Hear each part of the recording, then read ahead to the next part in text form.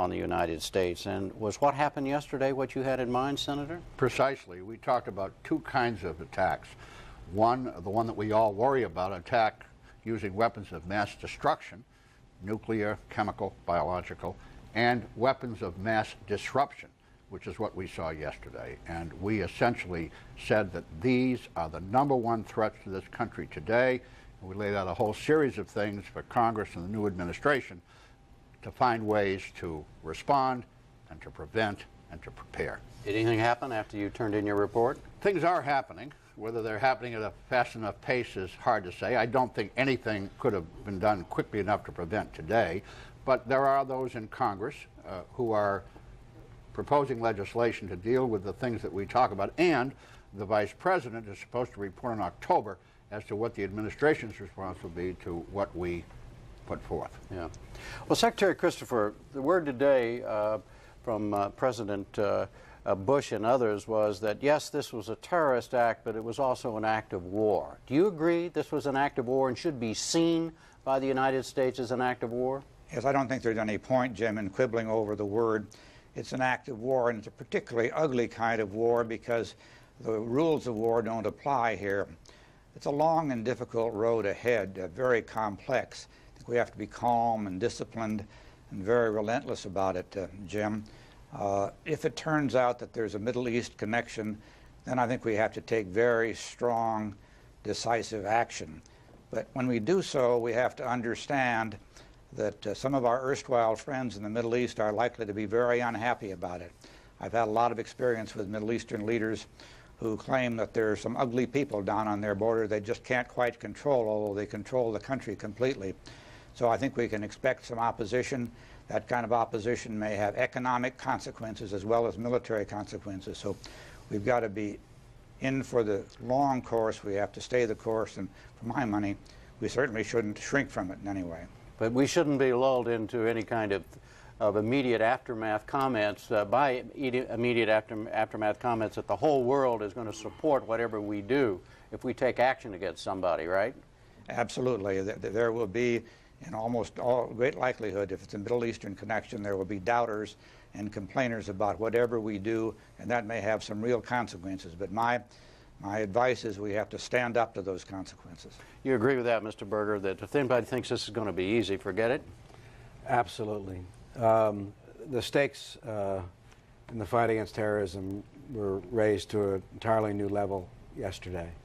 And I certainly agree with Secretary Christopher. American people have to be prepared now for a long-term enterprise here. This is not going to be resolved with one single, swift, and even punishing strike. We need... Now, why not? Why not?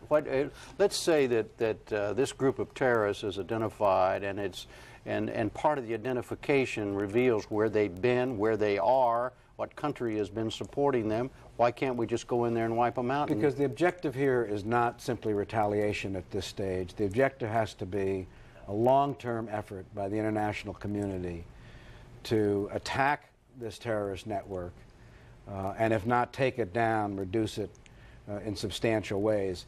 If in fact, for example, what was assembled around the Gulf War was a coalition of the willing that was organized for a single purpose, what we need now is a coalition of will that is organized for a long-term purpose. And that long-term purpose is to attack this terrorist network not only in Afghanistan, but in 50 or 60 countries where there are elements here. And that will take a sustained period of time. As Secretary Christopher points out, each action will have its own reaction. And we need to support the President in a long-term undertaking here, joined by as many allies as will summon the will to deal with terrorism in their own country, as well as to cooperate in dealing with the center of gravity of this particular threat, if it is in fact in Afghanistan. Well, Senator, your commission looked at all of this. How would you rate the prospects of there being an international effort, just the way Sandy Berger just outlined, to really do something seriously, finally, about international terrorism? I think that all depends on what the state of diplomacy is between this country and its allies, both in Europe and Asia, and as Secretary Christopher points out, in the most difficult place of all, and the most important place of all, the Middle East.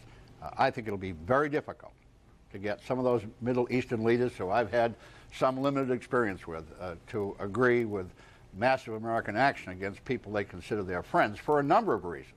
They have their own domestic politics, which in many cases these governments could be easily destabilized. But having said that, I totally agree with what President Bush said last night.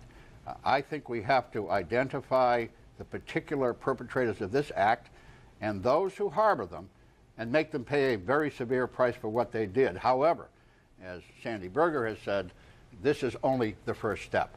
There are so many of these shadowy organizations around the world that the American people have to understand, and the thing that we tried to bring out on our report, this is a new era in American security.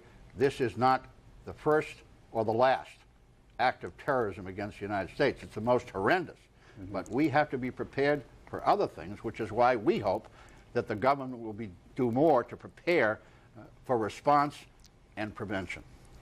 Secretary Christopher, why has more not been done about this before now? There's been all kinds of commissions, in all due respect, Senator Redmond, and there have been all kinds of statements by secretaries of state, including you when you were Secretary of State, Mr. Christopher, and by presidents and all of that, and nothing ever seems to happen. Why not? Jim, I think yesterday's events are a wake-up call. Not just America under attack, it's the world under attack. So whatever the failings of the past, I think we're in a different situation right now. And I go even a slight step beyond where Senator Rudman just was. I think we have to go against not only the perpetrators and those who harbor them, but also those who support them. I think that's been the failure in the past.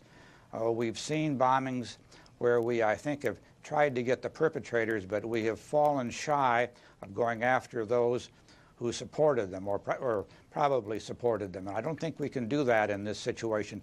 We have to dig very deep here.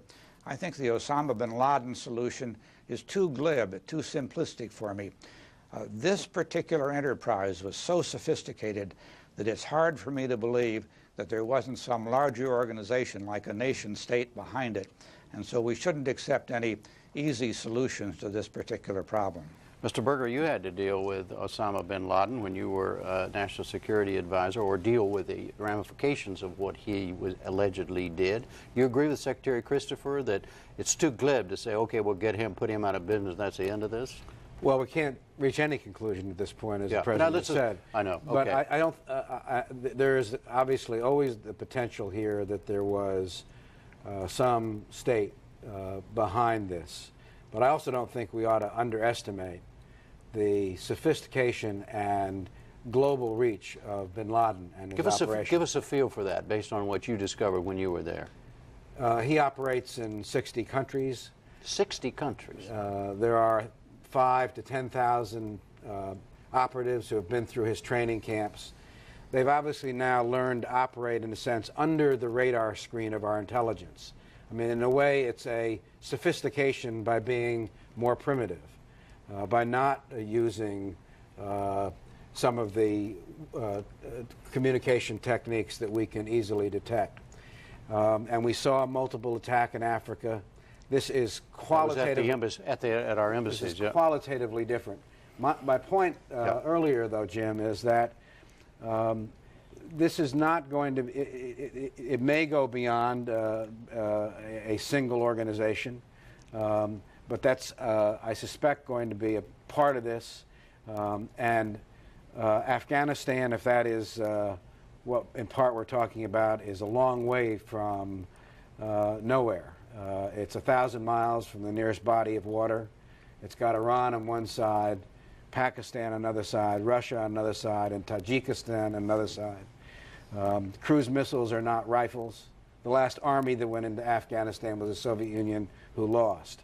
Now, we have to, I believe, take decisive action, as Secretary Christopher and the President have said. But we should have no illusions here that the choices facing the President are difficult ones, and we have to be prepared for difficult options here. Flesh that out, Senator Rudman, from your point of view. What what difficult things lie ahead, not only for the president, if he makes the decisions, but also for Congress to support him, the American people to support him, and our allies? Well, let me lead off with the first one. If anyone thinks that the kind of thing that's being talked about here tonight is something to be done with a low casualty rate amongst U.S. forces, then they're thinking the wrong way.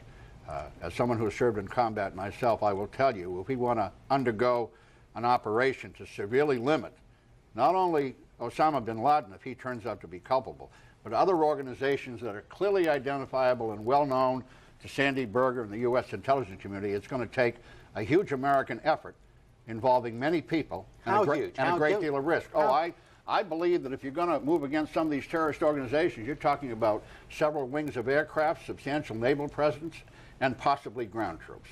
We are not talking surgical strikes against these kinds of operations. If we're going to do this right, if we're going to really roll these people up, as I think the American people would support, it's not going to be an easy operation, and nobody should sell it as such. You agree, Secretary Christopher? Yes, I certainly do, Jim. I'd like to make one other point about it. One of the real difficulties is that we have to remember what we're protecting and what we stand for. If we go beyond that, if we violate our Constitution, as we did in the Alien and Sedition Acts, and when we took the Japanese prisoners, Japanese American prisoners, then we will really have undone ourselves. We make a terrible mistake if, in an effort to protect democracy, we let the terrorists goad us into doing something that robs us of our own democracy. So that's on the other end of having to take extremely decisive, strong action. I agree with Senator Rudman about that. We also, I think, need, as Senator Rudman said, to rebuild the coalition. We have to remember now, above all, we need our allies and friends around the world. This intelligence business is not a single nation operation. There's no unilateral intelligence that really works. All right. Gentlemen, thank you all three very much.